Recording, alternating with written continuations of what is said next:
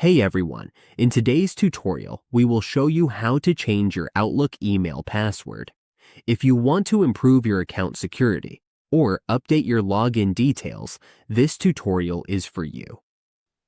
Now, on your Microsoft Outlook dashboard on the web, all we need to do is go to the mini profile logo in the upper right corner. This is where we can see our account logins. To change the password, we need to go to our Microsoft account. We just have to click that option and then select Microsoft account. Next, all we have to do is click the account and scroll down until we see the security section. Under security, we will find the option to change the password. Just click on it. Here, we need to sign in with our code and then follow the prompts until we finish changing the password for our account. This will guide us through the security options, updating our password, and keeping our account secure. And that's it.